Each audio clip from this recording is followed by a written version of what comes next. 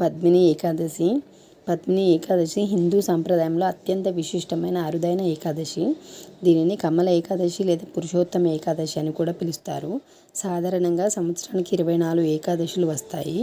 కానీ ప్రతి 3 సంవత్సరాలకు ఒకసారి వచ్చే అధిక మాసం పురుషోత్తమ మాసం కారణంగా ఈ సంవత్సరంలో 26 ఏకాదశులు వస్తాయి.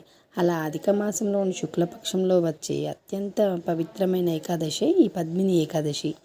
2026లో పద్మిని ఏకాదశి తేదీ ముహూర్తాలు. ఈ ఏడాది అధిక జ్యేష్ఠ మాసం రావడం వల్ల పద్మిని ఏకాదశిని మే 27 బుధవారం నాడు ఆచరించాలి. ఏకాదశి తిథి ప్రారంభము మే 26 ఉదయం 5:10 గంటలకు. ఏకాదశి తిథి ముగింపు మే 27 ఉదయం 6 గంటల 21 నిమిషాల వరకు. పూజకు సమయం మే 27 ఉదయం చేసుకోవాలి. 5 గంటల నుంచి 7 గంటలు 8 గంటల వరకు చేసుకోవాలి. కానీ ఆ పూజ చేయలేని వాళ్ళు ఏం చేయాలంటే, పూజ ఆ రోజు మేము చేసుకోలేము అనుకునే వాళ్ళు ఆ రోజు ఉపవాసం లాగా ఉండి దైవనామస్మరణ చేసుకుంటూ ఉండాలి. ఉపవాస విరమణ సమయము మే 28 ఉదయం 5:25 నుండి 8 గంటల లోపు. వ్రత ప్రాముఖ్యత ఏంటంటే, స్కాంద పురాణం ప్రకారం ఈ ఏకాదశి వ్రతాన్ని పరమ భక్తితో ఆచరిస్తే పెద్ద పెద్ద యజ్ఞాలు చేసినంత పుణ్యఫలం దక్కుతుందని ప్రతీతి. తెలిసి తెలియక చేసిన సమస్త పాపాల కర్మల భారాలను కూడా తొలగిస్తుంది ఈ ఏకాదశి వ్రతం ఆచరిస్తే.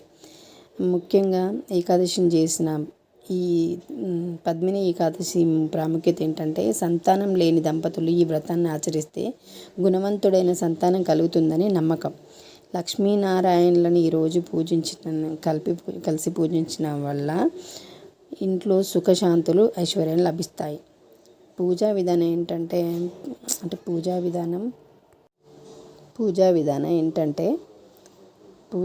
పూజ మనం నార్మల్గా ఇంట్లో పూజ చేసుకున్నట్టే లక్ష్మీనారాయణుల చిత్రపటానికి పువ్వులు, అక్షితలు, జలం సమర్పించుకొని మనం నార్మల్గా రోజు ఎలా పూజ చేసుకుంటామో అలాగే పూజ చేసుకోండి.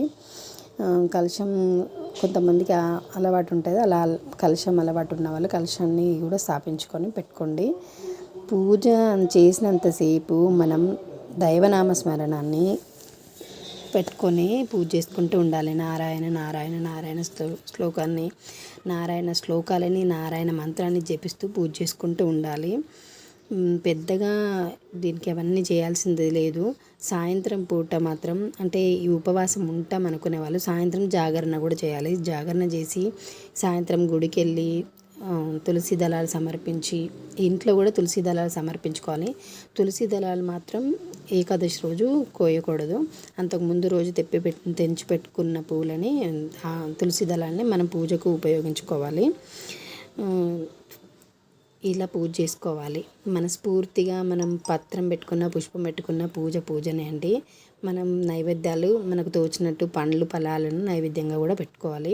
పంచామృతాలను కూడా నైవేద్యంగా పెట్టుకోవాలి.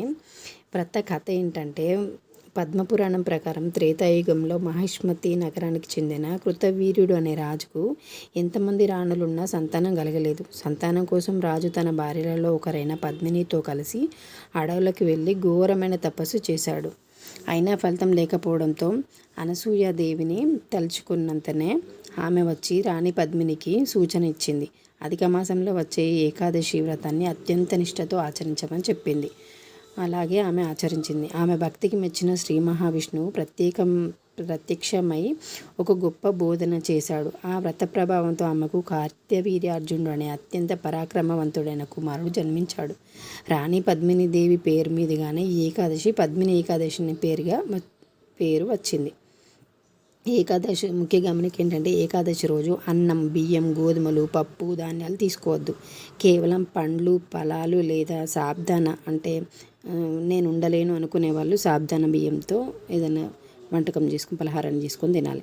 అలాగే ఈరోజు తులసి దళాలు అస్సలు తెంపకూడదు. తులసి దళాలు ఈరోజు అస్సలు తెంపకూడదు. ముందు రోజు తెంపుకునే పూజకి వాడుకోవాలి. ఇలా ఈ ఏకాదశి వ్రతాన్ని ఆచరించి 15 రోజులకు ఒకసారి వచ్చే ఈ ఏకాదశిని మనస్ఫూర్తిగా నిష్ఠగా ఆచరించి మన భక్తిని చాటుకొని ఆ దైవం ముందు నీవే తల్లి నీవే తండ్రి అనుకొని నిష్ఠగా ఉండి పూజ చేసుకోండి. ఆయన కృపా కటాక్షం మీకు, ఆ శ్రీనివాస కృపా కటాక్షం మీకు ఎల్లవేళలా ఉండాలని మనస్ఫూర్తిగా కోరుకుంటూ, మీకోసం ఇది లేట్గా చెప్తున్నందుకు నన్ను క్షమించాలి. ఇలాగే ప్రతి ఏకాదశికి నేను ముందే చెప్తాను. మీకు తెలిసిన వాళ్ళు చేసుకోండి, తెలియని వాళ్ళు ఈ వీడియో చూసైనా చేసుకోండి.